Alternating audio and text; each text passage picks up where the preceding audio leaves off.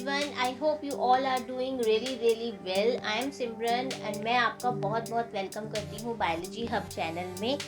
तो आज जो हम टॉपिक डिस्कस करने वाले हैं वो है आपका वेजिटेटिव प्रोपगेशन, जिसको हम वेजिटेटिव रिप्रोडक्शन या फिर एसेक्सुअल रिप्रोडक्शन इन प्लांट्स भी कह सकते हैं।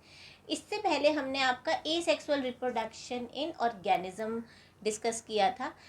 अगर आपने वो वीडियो नहीं देखी है तो उसका लिंक मैं आपको डिस्क्रिप्शन बॉक्स में दे दूँगी, तो प्लीज़ आप उसे जाके ज़रूर देखिएगा।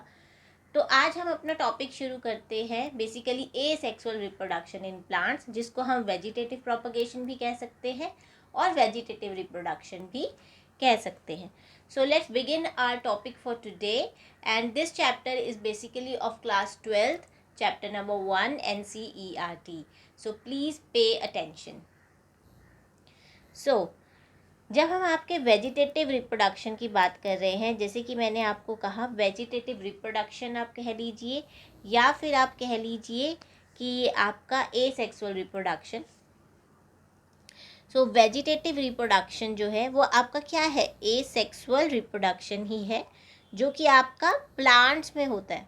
ठीक है, तो vegetative reproduction is the form of asexual reproduction which occurs in plants in which a new plant grows from a fragment of the parent plant. Now we do have to remember, when we are talking about asexual reproduction, it means we are talking about a single parent.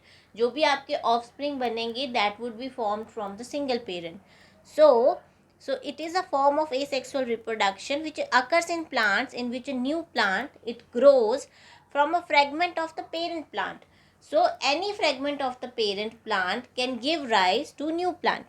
Okay, तो आपका कोई भी fragment है parent plant का that will give rise to a new plant. So it can be any kind of plant. Now you have stem, roots, leaves. There are so many structure in plant, right? So it can be even stem, it can be root.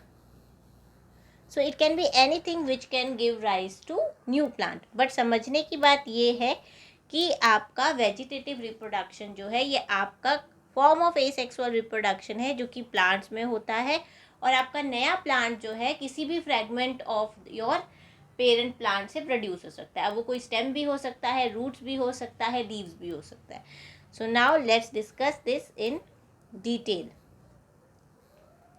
Now इनमें आपके vegetative propagation में सबसे पहले आपके आते हैं runners. Runners में आपका क्या है, ये आपकी स्पेशलाइज्ड स्टेम्स है। Runners are your specialized stems which basically are called stolons. These stems grow horizontally outward. जैसे कि आप डायग्राम में भी देख सकते हैं, ये जो आपको स्ट्रक्चर ये ऐसे दिख रहे हैं, ये है आपके स्टोलॉन। ठीक है, तो ये जो स्ट्रक्चर है ये स्टोलॉन है। अब नाउ ये स्टेम्स जो है ये बेंड करके जहाँ भी आपके सॉइल को टच करेंगी वहाँ पे आपका न्यू प्लांट ग्रो कर जाएगा। सो जो आपके ये रनर्स हैं इनमें आपका देयर आर स्पेशलाइज्ड स्ट्रक्चर्स या स्टेम्स कह सकते हैं। दे आर स्पेशलाइज्ड स्टेम्स जिनको हम स्टोलॉन्स कहते हैं। ये आपके हॉरिजॉन्टली ग्रो करेंगी, इस तरफ को ग्रो कर रही हैं इसलिए हम इसे हॉरिजॉन्टली कह रहे हैं, और जहाँ भी ये आपके सॉइल को टच करेंगी वहीं से आपका न्यू प्लांट जो है वो ग्रो करना शुरू कर जाएगा, राइट। तो इसीलिए हम आपके इनको रनर्स कहते हैं। ठीक है, so it grow horizontally outward and downward from plants and produced baby plants eight there tips. तो आपको ये याद रखना है कि आपका कोई भी प्लांट है उसका जब स्टेम आपका बेंड होके कहीं पे भी सॉइल को टच कर रहा है जहाँ से आपका न्यू प्लांट बन रहा है, that part is called as stolon. Now next question is कि कौन से प्लांट्स में होता है, तो it basically occurs in your strawberry and your grass. So strawberry and grass, these are the two plants जिनके अंदर ये फिनोमिना पाया जाता है। So now let's move to another category of vegetative propagation, which is rhizomes. Now what are rhizomes? Rhizomes are horizontal underground stems. अब ये आपके क्या है, अंडरग्राउंड स्टेम्स ही होते हैं, लेकिन इनमें फ़र्क क्या होता है कि आपके इन अंडरग्राउंड स्टेम्स में आपके जो नोड्स होते हैं वहाँ पे आपका बड का फॉर्मेशन होता है, वहीं से आपका न्यू प्लांट्स निकलते हैं। जैसे कि you can see in the diagram. Now you very well know कि ये आपका जिंजर है।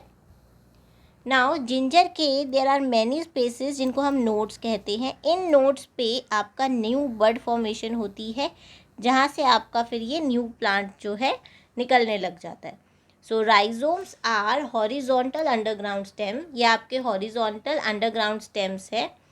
And the rhizome grow out of a original plant and invade the nearby soil.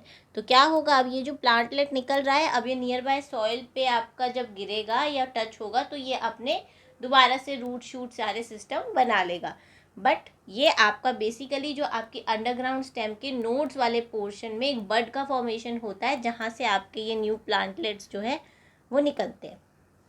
Now moving on, next category is your sucker.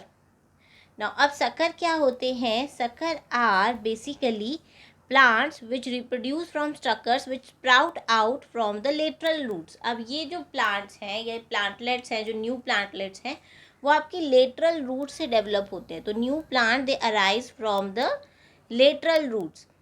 These suckers create new plant that emerge from the ground। तो lateral roots जो हैं वो आपकी क्या करेंगी, soil को कहीं पे भी टच करेंगी, वहीं से आपका न्यू प्लांटलेट निकल आएगा। और इस तरीके का वेजिटेटिव प्रोपगेशन जो है आपके बनाना में होता है, प्लांटेन्स में, रेस्पबेरी में एंड चेरी में। So these all are your sucker plants. इसका अब हम आपका डायग्राम देख लेते हैं, उससे हमें बेटर अंडरस्टैंडिंग हो जाएगी।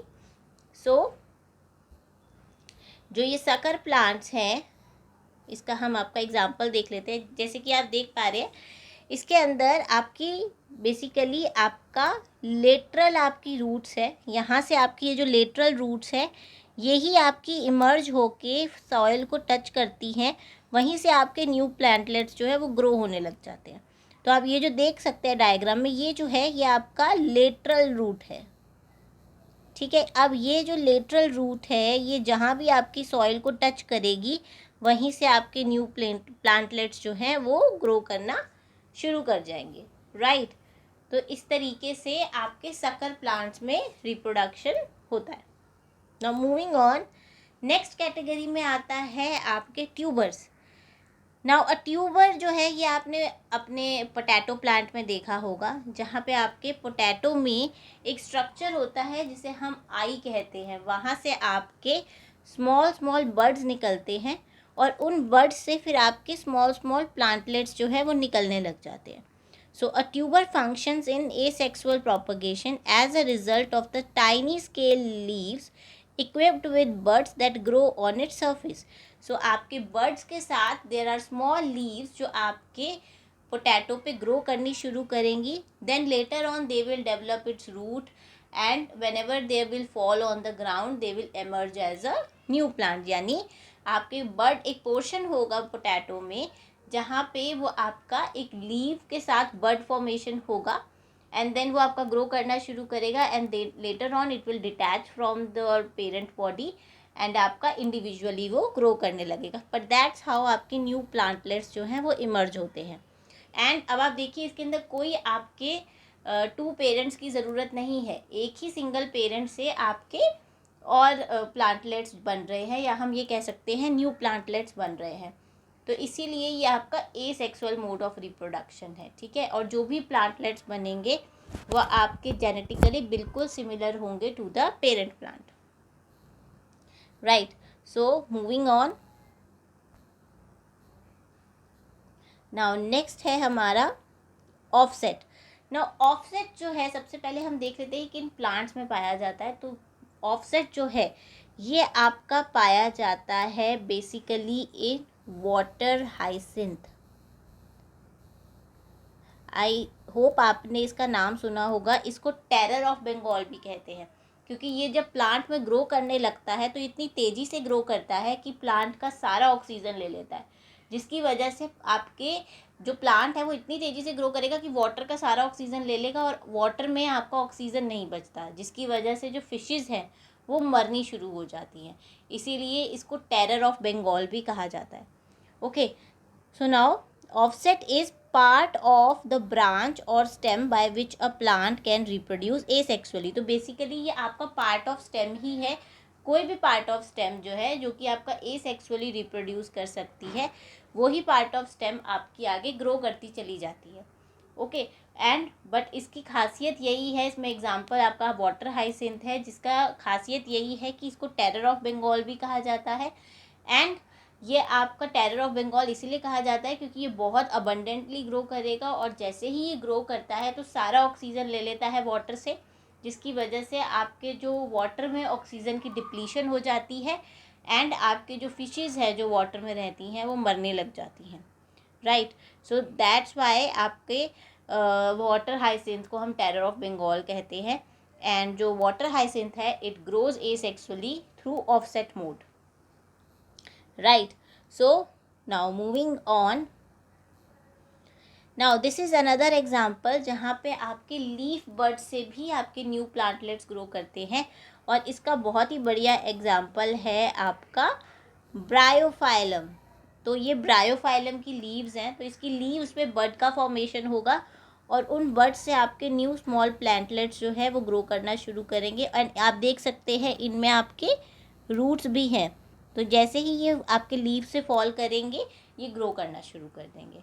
सो दिस इज ये आपका बर्ड फॉर्मेशन में ही आता है, but it is through bud formation in leaves. तो ये आपके लीव्स पे बर्ड फॉर्मेशन हो रहा है, जिसकी वजह से आपके न्यू प्लांटलेट्स प्रोड्यूस हो रहे हैं, right. Now moving on, next है आपका बल्ब फॉर्मेशन। नाउ बल्ब जो है ये आपने देखा होगा, आपने अनियन देखा होगा जिसे हम प्याज कहते हैं। अनियन में आपका जब, because we know it is a storage plant, ये अंडरग्राउंड पाया जाता है अनियन, ठीक है।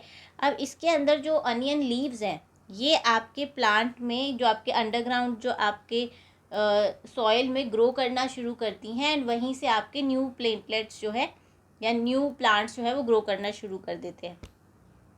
सो जैसे कि आप देख सकते हैं कि ये आपका अनियन है, अनियन। अब now inside of a bulb you know कि आपके this is a fleshy structure जिसमें आपकी लीव्स होती हैं।